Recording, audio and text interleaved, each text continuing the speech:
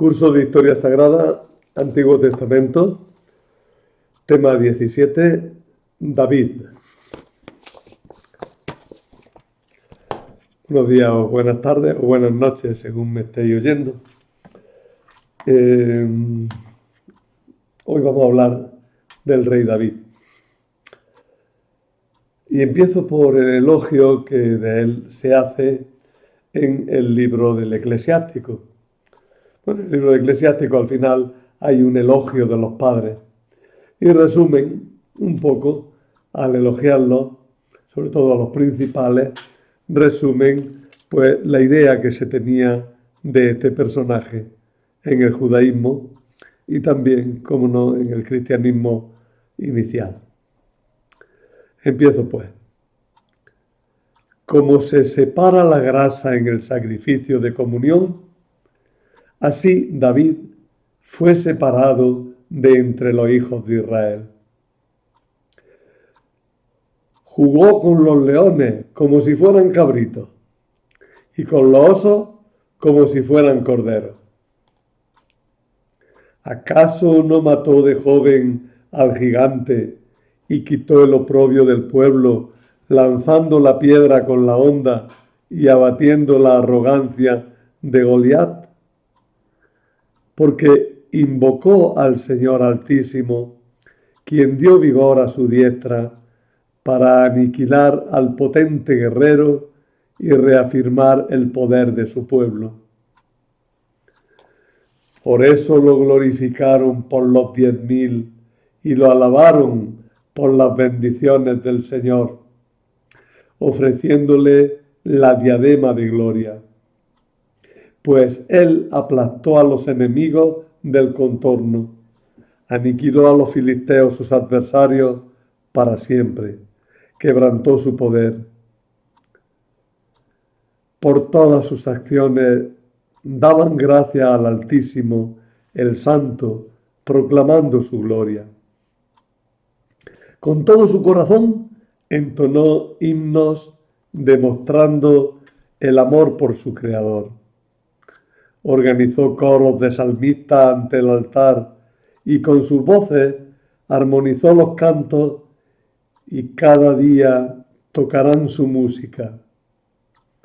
Dio esplendor a las fiestas, embelleció las solemnidades a la perfección, haciendo que alabaran el santo nombre del Señor, llenando de cánticos el santuario desde la aurora. El Señor le perdonó sus pecados y exaltó su poder para siempre. Le otorgó una alianza real y un trono de gloria en Israel. Bueno, ahí están recogidos los principales temas acerca del rey David.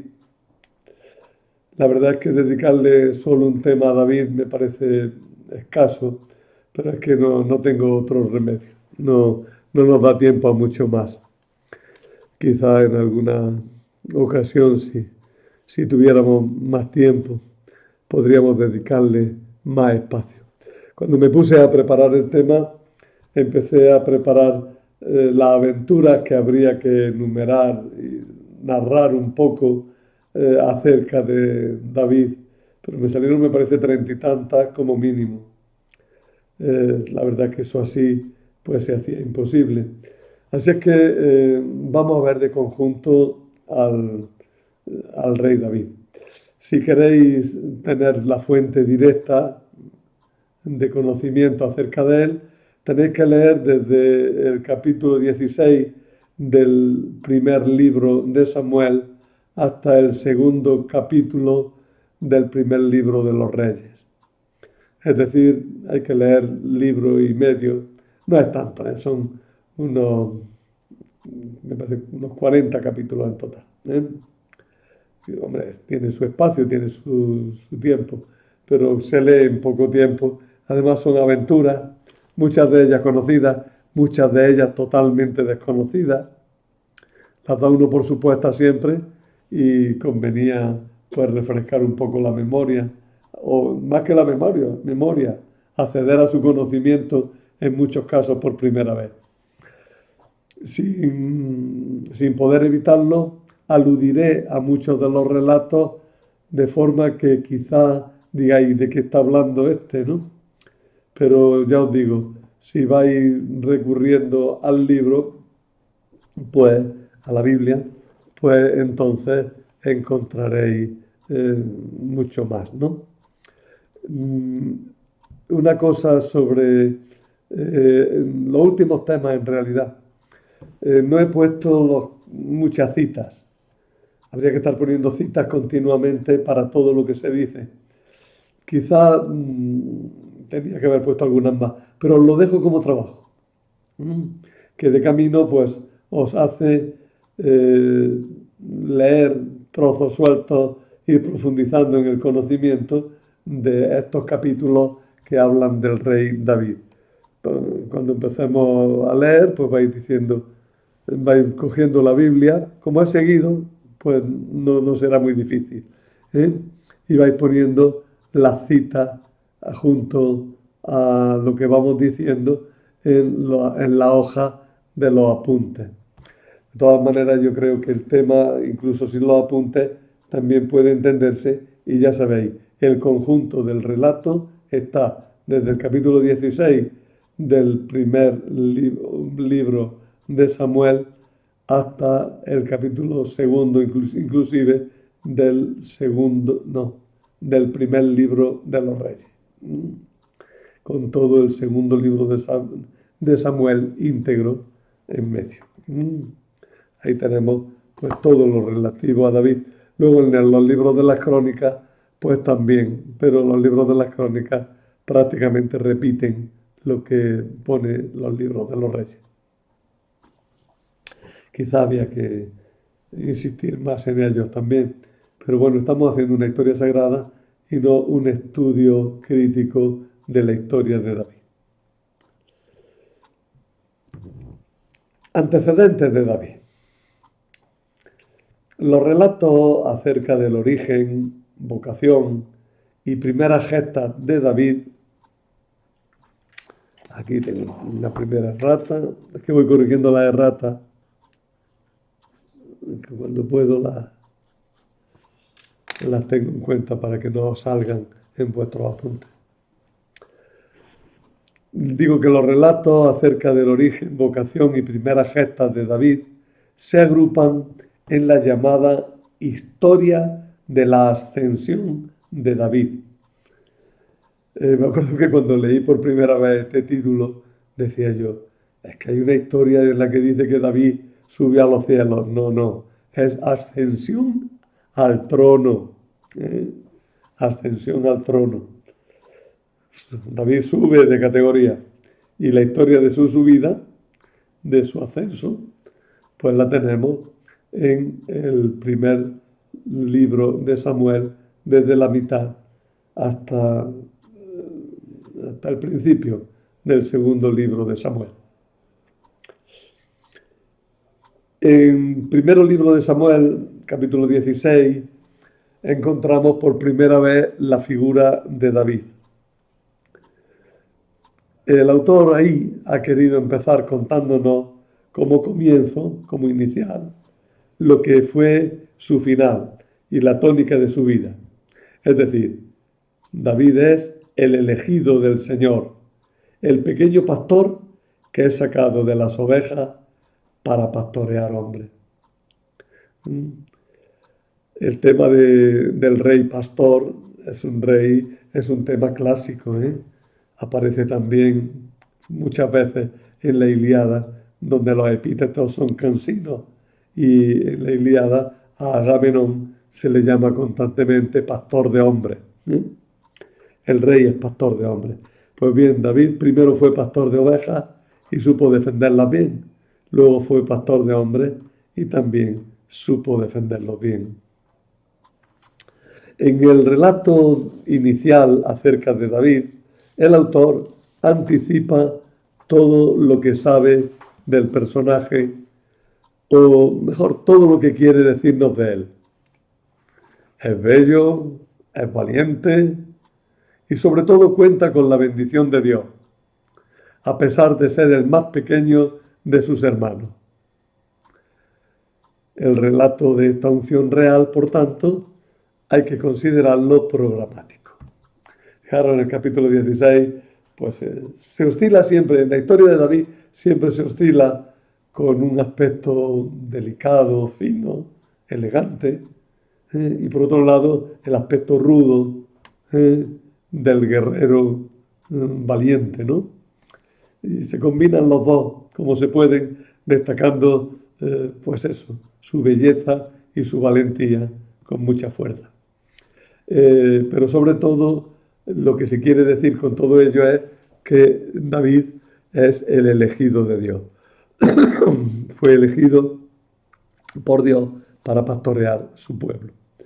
Bien, creo que recordáis la historia de la elección y unción de David. David va a casa de su padre Jesé en Belén y quiere ofrecer un sacrificio. Y, por cierto, sacrificio se suele decir comer. Hoy no comeremos hasta que, hoy no haremos el sacrificio y comeremos hasta que venga David. Bueno, pues llega Samuel a la casa de Jesé, pregunta por sus hijos, le va presentando los hijos, empezando desde el mayor, pero Dios no ha elegido ninguno. Cuando ha pasado todo, dice, oye, ¿no te queda ninguno? Dice, sí, el más chico que está cuidando las ovejas. Dice, pues llámalo, que hasta que no vuelvan no comeremos. Es decir, no ofreceremos el sacrificio. Lo manda a llamar, viene David despistadillo y le dice Samuel, inclínate, que te voy a ungir. Y le echa todo el aceite sobre la cabeza, ungiéndolo como rey de Israel. Pero ya digo que esta unción medio secreta, porque si se entera Saúl mata a todo el mundo, esta unción medio secreta es en realidad programática. Luego después veremos dos unciones más de David, la unción en Hebrón y la unción que hacen los ancianos del norte para consagrarlo como rey de Israel. Enseguida se nos cuentan las aventuras del joven David en tiempos de Saúl. Estos relatos vacilan en presentarnos a David como miembro de la corte de Saúl y como guerrero de fortuna, enfrentado a este y en alianza a veces un poco ambigua con los mismos enemigos tradicionales de Israel, es decir, con Moab y con los filisteos. Y el autor es lo suficientemente hábil para mostrarnos que David, sin embargo, es siempre un perfecto israelita y que nunca traiciona a su pueblo, sino todo lo contrario. La palabra David significa comandante. Y con este significado se encuentra en textos encontrados arqueológicamente en el Palacio de Mari, que es una ciudad del norte de Mesopotamia. Y allí pues, se descubrieron un palacio destruido y en él muchísimas tablillas con muchas historias. Bueno, y que ha ayudado mucho a conocer la lengua acadia y la lengua semítica, en definitiva. Pues entonces, en esos textos, la palabra Davidum significa comandante. Es fácil que se tratara de un mote que se le diera al personaje o un título que se le quedó de su época de guerrero y ya siempre se le quedó como nombre propio. Este nombre es extraño en hebreo y otra hipótesis es que en realidad significa amado del Señor, nombre que coincidiría entonces con el de su hijo Yedidías, que fue luego llamado Salomón cuando subió al trono. Y es que esta fue una costumbre de los reyes de Israel, sobre todo de los reyes de Judá, que cuando subían al trono se imponían un nombre nuevo, algo así como hacen los papas, o como nos hemos enterado este año, cuando se murió la reina Isabel, que también lo hacen los reyes de Inglaterra, ¿no? Aunque Carlos ha mantenido el nombre que le daban aún de príncipe. Bueno, es frecuente a lo largo de la historia que una persona al adquirir un puesto nuevo, importante, pues cambie su nombre, indicando la nueva función que va a tener.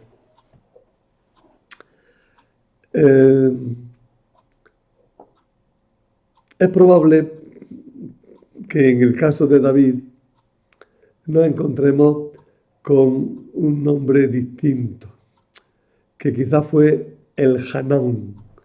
¿Y por qué sabemos el nombre? Porque en 2 Samuel 21:19 leemos: después se reanudó en Gob la batalla contra los filisteos. El Hanán, hijo de Yair, Oreguín de Belén, mató a Goliat de Gaza. La madera de su lanza era como una percha de tejedores. Quiero que os fijéis, el nombre de el Hanán es hijo de Yair. David es hijo de Jesé. Yair y Jesé tienen una raíz común. Puede ser el mismo nombre. Además dice que es de Belén, y que mató a Goliat. Por eso muchos autores dicen que el nombre primitivo, el nombre original del personaje era el Hanán, que luego después, cuando fue guerrero de fortuna, le llamaban comandante, y cuando llegó al poder y fue consagrado rey, mantuvo el nombre como nombre propio. Los reyes de Jerusalén consideraron siempre que la fuente de su legitimidad estaba en ser descendientes de David. De este guerrero que dio cohesión en torno a Jerusalén, a todos los clanes de Israel, de este personaje se sabía que había sido un jefe de banda que se impuso poco a poco. Se sabía que estuvo en relaciones con Moab y que tuvo antepasados moabitas. En un momento concreto se nos dice que cuando huía de Saúl, fue a Belén, recogió a sus padres y los llevó a Moab y se los encomendó al rey de Moab para que cuidase de ellos y no estuviesen en peligro en caso de que Saúl hiciera una incursión por Belén. Pero eso nos indica que David, por lo que sea, tiene muy buenas relaciones con Moab, tantas como para pedirle al rey de Moab que cuide de sus padres.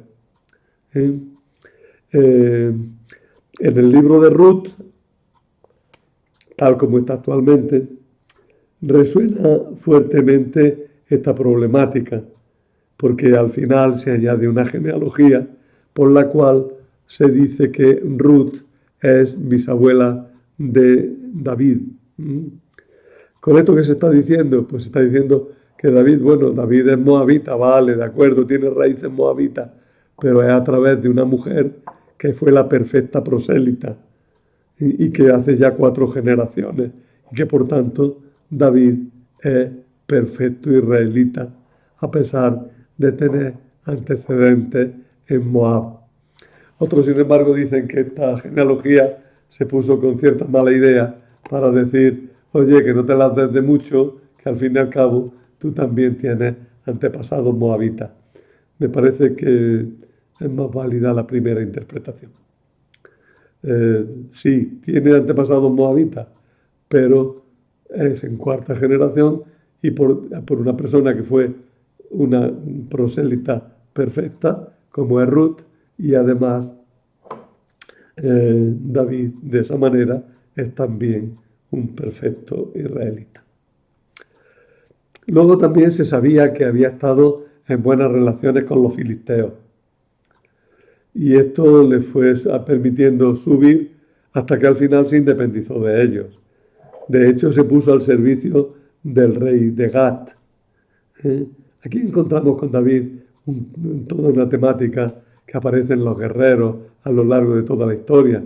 Recordad la historia del Cid Campeador aquí en España, como a pesar de que es el perfecto guerrero cristiano, sin embargo se pone al servicio de reyes musulmanes, como el rey de Zaragoza u otros reyes en algunas ocasiones, ¿no? Es el destino de los mercenarios, no, perdón, de los mercenarios, es el destino de los soldados de fortuna que tienen que buscar alianzas donde pueden encontrarlas, aunque permanezcan en una fidelidad inicial a sus valores, en una fidelidad que luego es reconocida de alguna manera por todos. Se sabía también que había conquistado Jerusalén y la había hecho su propia ciudad, sustituyendo como capital de Judá a Hebrón. Bueno, pues sobre estos elementos básicos se construyó toda la historia de David, organizando los innumerables relatos que corrían acerca de él y de los cuales tenemos una muy buena colección en la Biblia. David lo encontramos en la corte de Saúl. Los relatos, tal como están actualmente en la Biblia, nos muestran a David como miembro importante de la corte de Saúl, a la que llegó, se nos dice que llegó allí un poco de dos maneras, porque parece que llegó como empleado para apaciguar al rey Saúl en sus arrebatos de locura, tocándole música. El tema de David como nuevo Orfeo o como el músico ideal de Israel es un tema muy arraigado en la tradición de Israel. David es el gran músico y el gran poeta de Israel. Por tanto, todo lo que se refiera a la música y a la poesía se le atribuirá a él. Pero hay otra tradición distinta que nos cuenta que acudió al campamento de Saúl a llevarle el habituallamiento a sus hermanos que estaban luchando en el ejército con Saúl y que se encontró con que Goliat, el filisteo, estaba desafiando a los israelitas y riéndose de ellos, diciendo que no había ninguno valiente como para enfrentarse con él. David entonces pide permiso a Saúl, Saúl se lo concede, intenta incluso vestirlo con su armadura de bronce, pero David dice, yo con esto no me puedo mover, se la quita y armado solamente con una honda y unas piedras, va en contra del filisteo, le tira la piedra, le da en la cabeza, lo mata, lo deja allí medio muerto, corre y con la propia espada de Goliat le corta la cabeza. Esa espada de Goliat iría a parar luego al santuario de Nob. Y luego después el mismo David la recogería y sería su espada. Ahí tenemos otro tema famoso, otro tema que aparece en muchísimos personajes, el de la espada que ha conseguido conquistar venciendo a un guerrero famoso. La tenemos en los Macabeos, donde Judas consigue la espada de Godolías. O la tenemos también en el mismo Cid, con su espada tizona, o en Roldán, con su espada durandal, ¿no? Bueno, el tema de la espada del guerrero, que en muchos casos le ha sido arrebatada a un guerrero aparentemente más fuerte que él.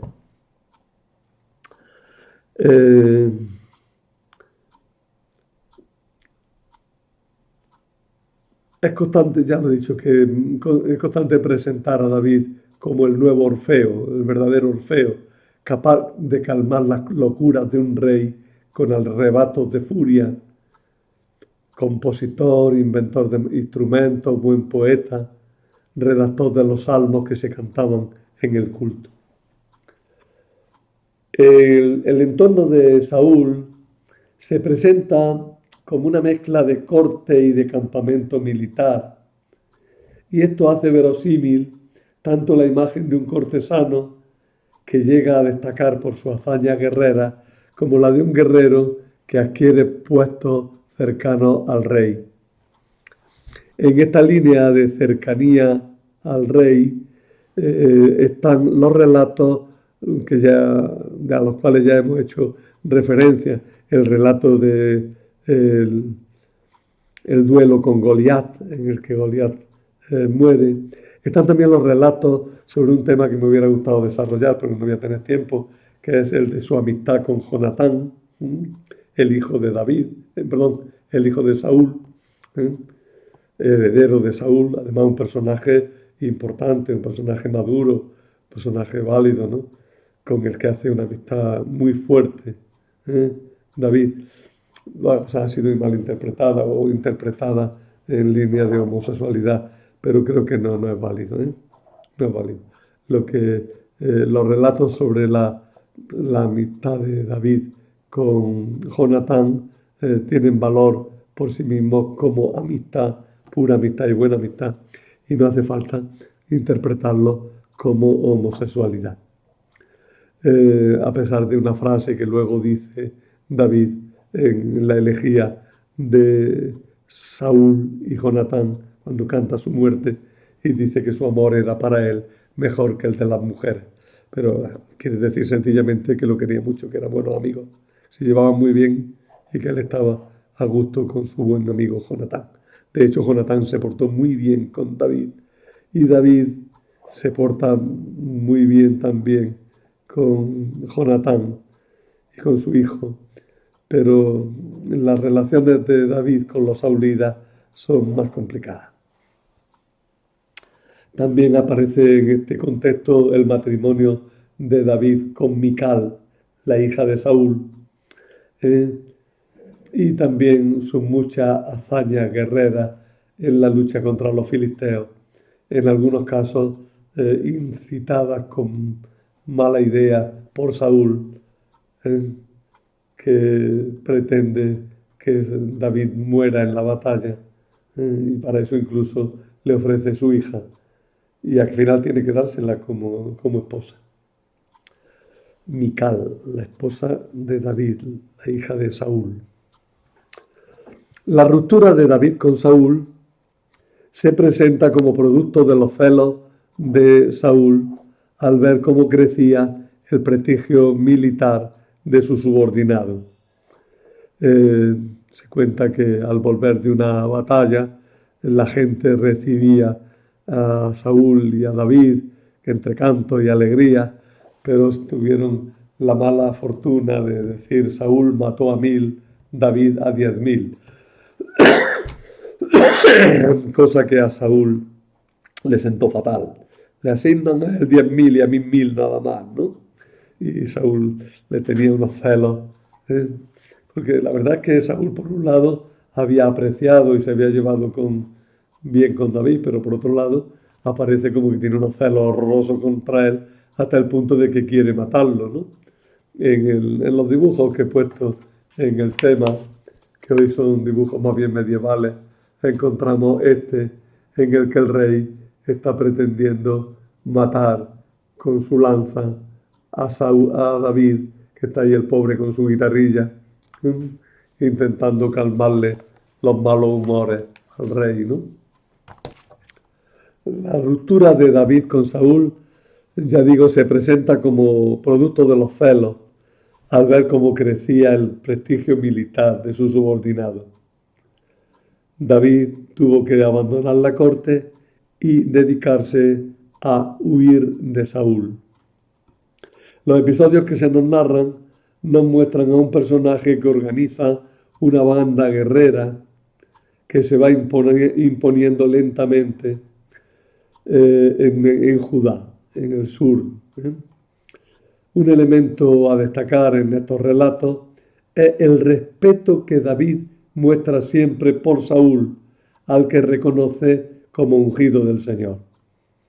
Es decir, la historia se esfuerza en presentarnos, a veces con mucha dificultad, en presentarnos a David como el que huye de Saúl, se defiende de Saúl, pero no es el que tiene la iniciativa en el ataque. De hecho, en 2 ocasiones se nos cuenta que tuvo perfecta ocasión de matarlo a Saúl y se negó, ¿no? Uno es en el de la cueva, donde está escondido David, y donde entra Saúl de forma que está bastante indefenso, y David se niega a matarlo, pero coge una señal para decirle, oye, que te podía haber matado, ¿no? Y en otra época, en otro momento en el que Saúl está durmiendo con su ejército, se han dormido incluso hasta los centinelas, y David puede avanzar y también le quita el cántaro a Saúl, se va lejos y le dice que conste que podía haberte matado, ¿eh? Y Saúl lo reconoce, pero las hostilidades entre Saúl y David permanecieron.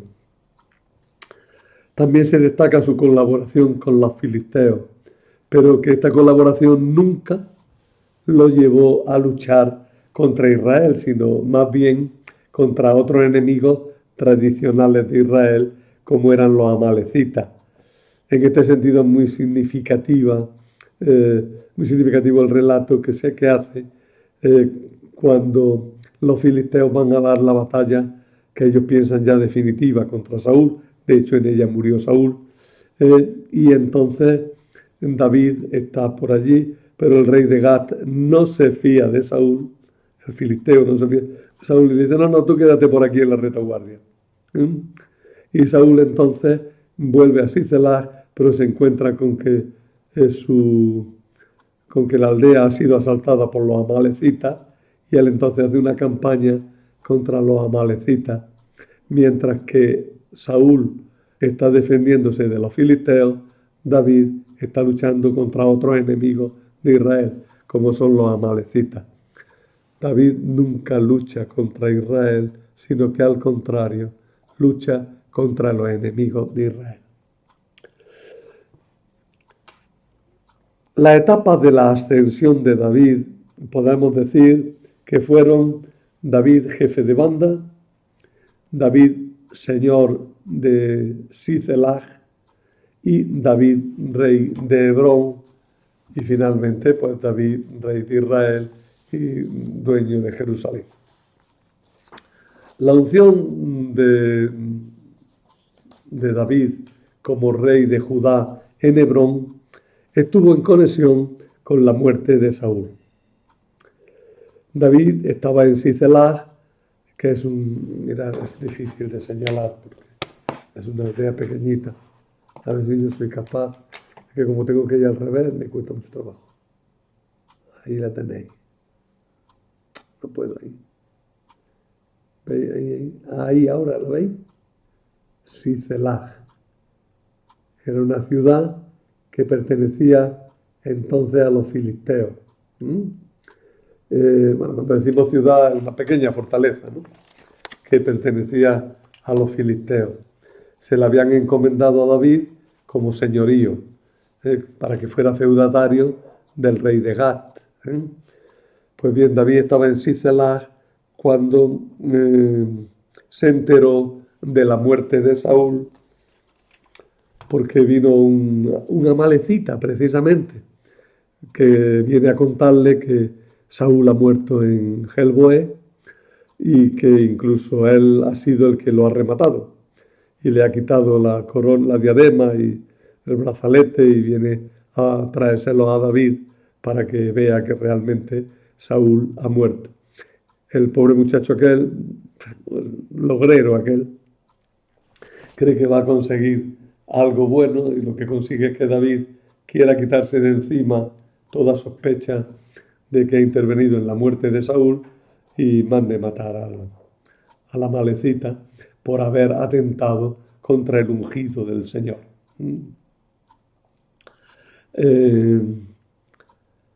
Entonces David inmediatamente, sabiendo que ha muerto Saúl, se dirige a Hebrón y se hace allí ungir como rey de Judá.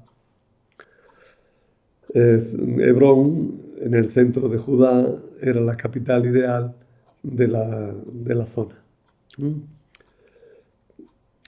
Entonces, muerto Saúl, Abner, jefe del ejército de Saúl, coge a uno de los hijos que habían quedado vivos, al único que había quedado vivo de Saúl, y que es Isbaal, y lo proclama rey, pero lo saca de la montaña de Judá y se lo lleva a Transjordania, eh, a ver si se ve un poquito aquí, a Mahanayim, está aquí, a ver si soy capaz de señalar, ahí Mahanayim, ¿veis? Es una localidad que está en Transjordania y que estaba, por tanto, lejos de los filisteos. Pero Abner quiere imponer a Isbaal como rey de todo Israel y empieza una larga guerra de 7 años entre Isbaal y Israel y David. Abner es el rey verdadero porque es el que tiene toda la iniciativa. Pero finalmente Abner se decidió a reconocer a David como rey de Israel y esto le hizo romper con Isbaal, ¿no? Entonces Abner fue a buscar a David, entró en conversaciones con él para entregarle el reino de Israel, pero Joab, jefe del ejército de David, no podía estar de acuerdo con que Abner tomara tal protagonismo y lo traiciona de mala manera y lo mata, ¿no? David también tiene que protestar de que él no ha tenido nada que ver con la muerte de Abner, pero no puede nada contra Joab, que es el jefe de su ejército y que además es pariente suyo y que además dice que ha matado a Abner porque Abner había matado a otro hermano suyo en un combate durante las guerras contra Isbaal. Es un poco lioso, pero creo que lo entendéis. Joab tiene miedo de que Abner suba y lo mata. Por otra parte, los dos israelitas también logreros matan a Isbaal de mala manera y también vienen a decirle a David, oye, que hemos matado a tu enemigo. David, que no quiere aparecer nunca en contra de Saúl, hace matar también a estos hombres malvados que habían matado a un hombre inocente y honrado como era Isbaal y que lo habían matado deshonrosamente cuando dormía la siesta. Así pues, David se encuentra con que los que podían hacerle sombra van muriendo, que siempre pesa un poco de sombra de sospecha sobre David, de que él haya tenido parte en la muerte de ellos, pero David siempre deja claro que no ha tenido parte y que al contrario los venga y así él queda libre de cualquier mancha que se le pueda echar por todo hecho. Es decir, ¿cómo queda por fin la situación? David es rey en Hebrón, Abner ha muerto, Isbaal ha muerto, Saúl había muerto mucho antes. Esto interesa por otra cosa. Los habitantes de Jebel Galaad habían recuperado y enterrado el cuerpo de Saúl y le vienen a decir a David, oye, los de Jebel de Gilead han sido tan valientes que han recogido el cuerpo de Saúl. Y entonces David dice, fenomenal, me viene muy bien para hacer una alianza con ellos. Le agradece que hayan tenido ese gesto de piedad para con Saúl y hace alianza con ellos. David entonces rey de Hebrón, en alianza con los de Jabes de Gilead, los habitantes de Israel deciden también reconocer a David como rey. Vienen los ancianos de Israel y lo ungen como rey. Y David entonces pues quiere afirmar su reino y decide conquistar Jerusalén, que era una ciudad que permanecía todavía en manos de los cananeos, en manos de los jebuseos en concreto. David emprendió la conquista de Jerusalén. El relato de la conquista de la ciudad nos ha llegado en un estado prácticamente ininteligible. Los copistas fueron muy poco diestros y copiaron mal este texto, ¿no? Para empezar, no se trata de un relato de conquista, sino que se trata más bien de un relato etiológico, es decir, un relato que explica una costumbre. Y la costumbre que explica en concreto ese relato es que los ciegos y los cojos no tenían acceso al rey ni al templo. Y luego mucho tiempo después. Por cierto, fijaros que en el Evangelio, cuando Jesús llega al templo, se le acercan con frecuencia ciegos y cojos. Es una alusión a este relato. A David no se le podían acercar los ciegos y los cojos, a Jesús sí. Porque Jesús viene lleno de misericordia, lleno de bondad para con los que aparecen como débiles. La costumbre en realidad tenía origen en el concepto sagrado que se tenía de la figura del rey. Pero olvidado su verdadero origen, se explica por un suceso del fundador de la dinastía, de David, que es que cuando fue a conquistar la ciudad, se asomaron a las murallas los de la ciudad y riéndose de David le decían: si tú no puedes conquistar la ciudad, si hasta los ciegos y los cojos se bastan para defenderla. David, sin embargo, idea una estratagema y se mete por el túnel, se mete por el Sinnor, dice, y llega a la ciudad, penetra a la ciudad por un lugar llamado Sinnor, difícil, y que le da acceso a la ciudad. Y claro, entran en la ciudad él con los suyos y cuando ya está dentro, pues puede vencer a los habitantes de la ciudad con facilidad. La historia recuerda, aunque de una manera muy lejana, a todo aquello que pasó en Troya con el caballo, ¿no? Con el caballo de Troya, que también se mete dentro de la ciudad y los guerreros desde dentro de la ciudad pueden vencer la resistencia. No sé si lo he dicho, creo que sí, lo dije el otro día. Que los relatos del segundo libro de Samuel y los relatos de la ascensión de David en general y de la sucesión tienen muchos puntos de contacto con la epopeya mediterránea, muy en concreto con la Odisea y la Ilíada, pues las recuerdan en cuanto al ambiente literario, no a otra cosa. Bueno, pues el relato cuenta cómo las tropas de David accedieron a Jerusalén colándose por el Sinnor.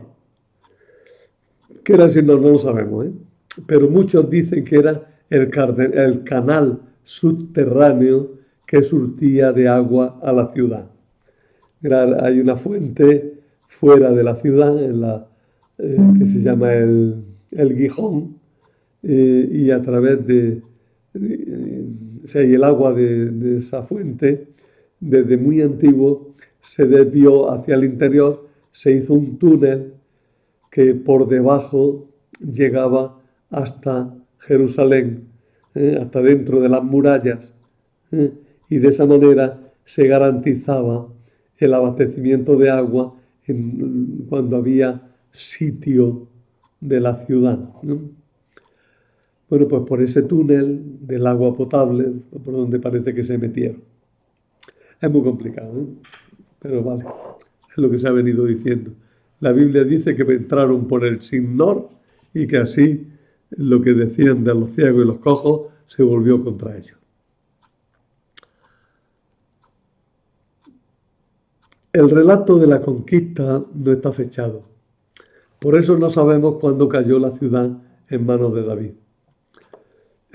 Se suele decir que hacia el año 1000. Estamos hacia el año 1000 antes de Cristo. El relato bíblico relaciona de pasada la conquista de Jerusalén con los conflictos que tuvo con los filisteos, de los que salió vencedor. Dicen los autores: hombre, David, siendo súbdito de los filisteos, no pudo conquistar Jerusalén sin consentimiento de ellos, pero luego, una vez que fue dueño de Jerusalén, se volvió contra los filisteos porque ya había adquirido una posición preponderante. El hecho es que David siempre tuvo una guardia personal de filisteos, ¿eh? Algo así como eh, el Papa tiene la guardia suiza, ¿no? O los reyes de España tenían una guardia valona, la guardia belga, ¿no? O como Franco tuvo la guardia mora en sus buenos tiempos, ¿eh? Es decir, una guardia de extranjeros que le deben fidelidad solo al personaje, que así se ve protegido. Bueno, pues David tuvo cierta preponderancia sobre los filisteos, incluso se hizo una guardia de peleteos, que viene a ser filisteos. Lo que no es tan evidente es que David venciera ya definitivamente a los filisteos, porque luego a lo largo de la historia de Israel y de Judá veremos que los filisteos siguen teniendo cierta importancia y tienen eh, cierta capacidad de acción, hasta que ya al final de toda la historia, en la época de Alejandro Magno y después, pues ya, bueno, un poco antes con los asirios, ya los filisteos pues fueron destruidos, ¿no? Ya desaparecieron de la historia. Pero en la época de los reyes de Israel siguieron manteniendo su actividad. Sobre la importancia política de la ciudad de Jerusalén y de la sagacidad de David al convertirla en su capital personal, haciéndola de paso capacidad religiosa de todo Israel, al establecer en ella al arca de la alianza, sobre todo eso disertan mucho los autores. David fue muy listo, tenía una ciudad propia y a ella llevó el arca de la alianza y la constituyó como santuario central de Israel, ¿no? A estas disertaciones de los autores pues tenemos que dar el valor de una cuidadosa reconstrucción de un ambiente que no nos cuenta totalmente la Biblia, ¿eh? Es una interesante novela histórica, pero ya está. El traslado del arca de la Alianza a Jerusalén sí es real, lo cuenta la Biblia, y deja claro que Dios había elegido definitivamente el lugar donde moraría su nombre santo, el centro de todas las miradas de Israel. Aunque la construcción del templo se le atribuye finalmente a Salomón, a David se le debía todo lo necesario para que esa construcción pudiera llevarse a cabo. La traída del arca, la elección del lugar, la organización del culto, el acopio de materiales. David había sido Estoy un poco así como acelerado y quiero decirlo toda la paz. David había querido ser el constructor del templo, pero Dios no se lo había permitido porque había derramado mucha sangre. Y Dios le dice, no serás tú quien me construya a mí una casa, sino que seré yo quien te la construya a ti. Bueno, aquí habría que hablar de toda la construcción del imperio. David se construye un imperio poco a poco, pero es un gran imperio, aprovechando el vacío que había de otro imperio en ese momento. Su reino llegará desde el Éufrates hasta Egipto. Era un gran reinado.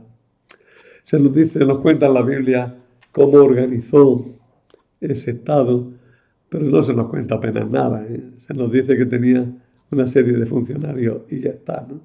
Y sobre esas listas de funcionarios, los autores modernos construyen toda la historia, ¿no? Sabemos muy poco. Algo más sabemos de su ejército, en el que estuvo de jefe Joab, de quien se dice que era hijo de una hermana de David, llamada Seruyá, o Sarbia, ¿no? Es raro que se nos hable de una mujer como madre de un guerrero importante. Algunos dicen que Seruyá en realidad es un nombre de varón con forma femenina, pero que luego después fue interpretado como mujer y vino bien para hacerlo pariente de David. El caso es que Joab mantuvo el ejército y David nunca hizo nada contra él, aunque Joab actuó prepotentemente contra David en algunas ocasiones. Será finalmente Salomón quien lo haga matar. David organizó todo el culto, ya hemos dicho algo, y dejó todo preparado para que Salomón construyera el templo.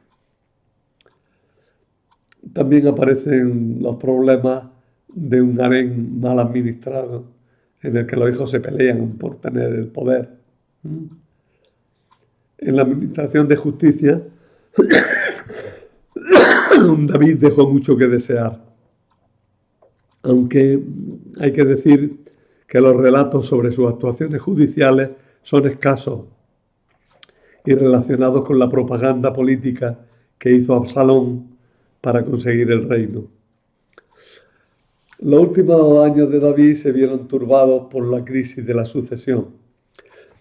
Todo empieza cuando un hijo de David, llamado Amón, que es el más importante, pues viola a su hermana Tamar y es medio hermana, hija de otra mujer. Pero Absalón sí es hermano total completo de Tamar y se venga de Amón matándolo. Absalón tiene que huir. David parece que se ha quedado sin heredero natural. Absalón puede volver. Absalón entonces se rebela contra su padre, lucha contra su padre. David tiene que hacerle la guerra. Al final matan a Absalón. Joab, el que mata a Absalón, cuando se le enganchan los cabellos en una encina y el pobre Absalón queda ahí colgado de la encina por el pelo, ¿no? Y Joab lo mata y David lamenta la muerte de su hijo y sube al mirador gritando: ¡ay, Absalón, hijo mío! Absalón, hijo mío, ¿no? Pero bueno, David entonces ya tiene un reinado muy triste al final. Al final ya viejo, le buscan una mujer ahí para que lo cuide, ¿no? La Sulamita. Y entonces un hijo otro hijo de David también se subleva y quiere proclamarse rey. Salomón se entera a tiempo y logra apoderarse, da un contragolpe. Veis, los últimos años de David son muy tristes, hay muchas dificultades. Y es que el reinado de David tuvo muchos puntos oscuros. Su pecado contra Urías, matándolo para quitarle la mujer, su incapacidad para gobernar a su hijo, su mala administración de la justicia, malos consejeros en algunas ocasiones, por ejemplo Agitofel, ¿no? Que es el único suicidio que tenemos. Lo cito porque luego después, cuando Jesús muere, el traidor Judas tendrá la misma muerte que Agitofel. También se ahorca también, ¿no? Tiene la muerte del traidor, ¿no?